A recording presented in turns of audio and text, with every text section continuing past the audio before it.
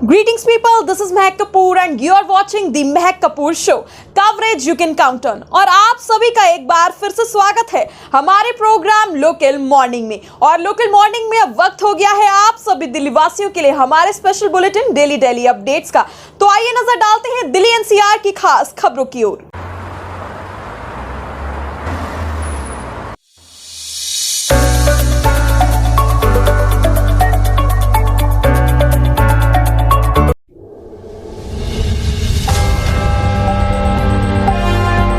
एक माँ का आशीर्वाद अपने हर बच्चे के लिए अहम होता है।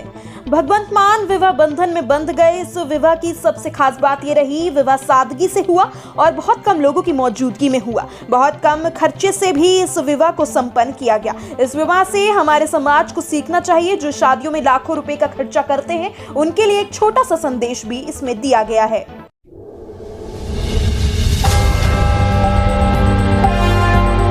सत्येंद्र जैन को मंत्री पद से सस्पेंड करने की उठी मांग, एचसी ने खारिज की याचिका।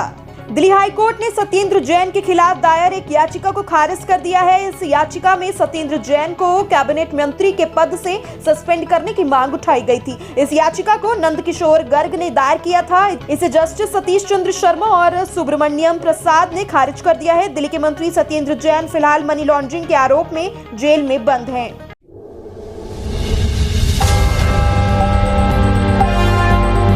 पुरानी कार अब नहीं होगी बेकार, रीट्रॉफिटिंग करा के ईवी में बदलें अपनी पुरानी कारें। जाने खर्चे से लेकर इसे कराने की प्रक्रिया।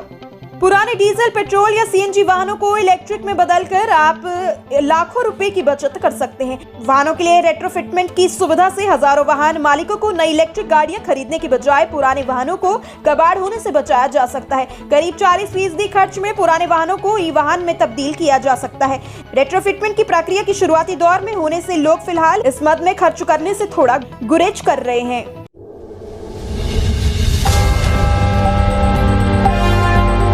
Tata bribery case, Tata power से जुड़े रिश्वत मामले में सीबीआई की कार्यवाही, कार्यकारी निदेशक समेत 6 को किया गिरफ्तार। टाटा पावर से जुड़े रिश्वत के मामले में केंद्रीय अन्वेषण ब्यूरो यानी सीबीआई ने गुरुवार को दिल्ली एनसीआर के विभिन्न क्षेत्रों में जोरदार कार्यवाही की। केंद्रीय जांच एजेंसी ने इस दौरान power grid corporation of India के कार्यकारी निदेशक बीएस झा समेत 6 लोगों को गिरफ्तार किया है।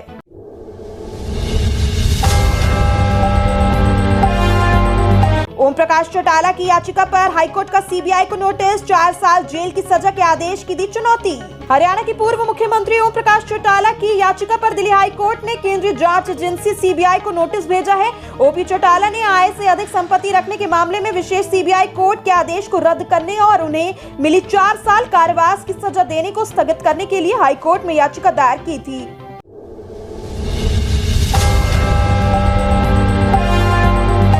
अग्निवीर भर्ती के पहले बैच में जुड़ी अहम जानकारी नोट कर लें युवा। सेना में जवानों की भर्ती के लिए लागू की गई अग्निपथ योजना के तहत जवानों के पहले बैच की भर्ती के लिए आवेदन प्रक्रिया जल्द ही शुरू हो जाएगी। अग्निपथ योजना के तहत फौज में नौकरी के लिए अभ्यर्थियों का सेना की वेबसाइट पर ऑनलाइन रजिस्ट्रेशन कराना अनिवार्य होगा। सेना का कहना है कि अग्निवीर भर्ती सेना में एक अलग रैंक पर नियुक्त किए जाएंगे, जो सेना में किसी भी अन्य मौजूदा रैंक से अलग होगा।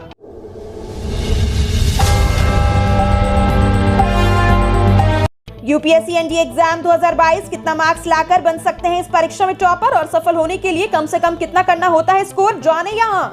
संघ लोक सेवा आयोग यानी यूपीएससी द्वारा आयोजित की जाने वाली राष्ट्रीय रक्षा अकादमी यानी एनडीए और नौसेना अकादमी एनए प्रवेश परीक्षा देश की सबसे प्रतिष्ठित परीक्षाओं में शामिल है और इसकी चयन प्रक्रिया बेहद ही कठिन होती है। दरअसल इस परीक्षा में हिस्सा लेने के लिए 4 से 5 लाख अभ्यर्थी आवेदन करते हैं, लेकिन इसके जरिए NDA NA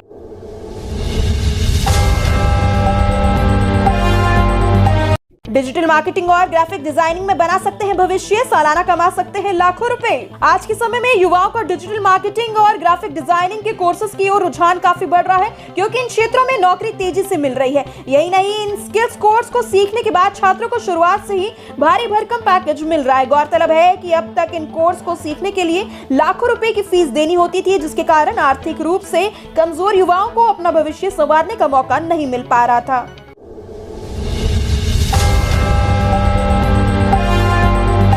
CUET UG 2022, NEET UG और सीयूईटी यूजी के आयोजन की तारीखों में नहीं होगा कोई बदलाव। जाने कैसे इन दोनों परीक्षाओं ने बढ़ा दिया छात्रों की टेंशन।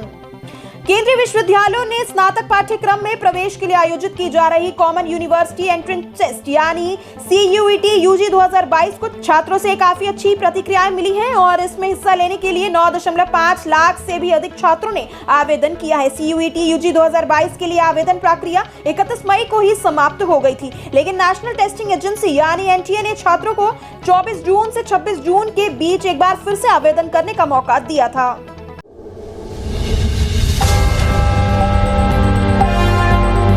नई दिल्ली में जगह जगह दिखाई देगी प्रगतिशील भारत संस्कृति और इतिहास की झलक। नई दिल्ली इलाके के चौराहे और अन्य प्रमुख स्थानों पर 75 वर्षों के प्रगतिशील भारत संस्कृति और उपलब्धियों का गौरवशाली इतिहास दिखाई देगा। इन स्थानों पर भारतीय संस्कृति, विरासत आदि की कलाकृतियां स्थापित की जाएंगी। नई दिल्ली नगर पालिका परिषद यानी NDMC ने आर्ट विद हार्ट योजना के तहत चरणबद्ध तरीके से इन स्थानों पर थीम आधारित मूर्तियां स्थापित करने का निर्णय लिया है।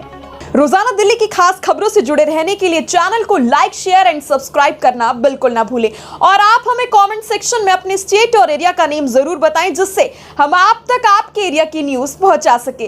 और अगर आप भी अपनी न्यूज हमारे इस बुलेटिन के माध्यम से देश और दुनिया तक पहुंचाना चाहते हैं तो डिस्क्रिप्शन में दिए गए लिंक के जरिए आप हमारे सोशल मीडिया चैनल से जुड़ सकते हैं। और आज के लिए बस इतना ही। आपसे फिर मुलाकात होगी लेटेस्ट अपडेट्स के साथ इसी शो लोकल मॉर्निंग में, only on the Mehak Kapoor Show.